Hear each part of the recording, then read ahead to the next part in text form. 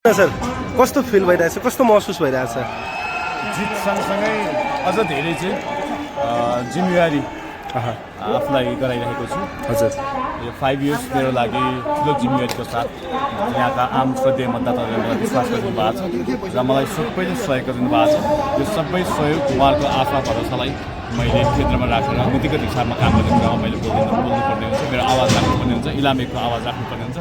So सँगसँगै खुसी सँगसँगै समष्टिगत आम मतदाताहरूलाई के भन्न चाहनुहुन्छ?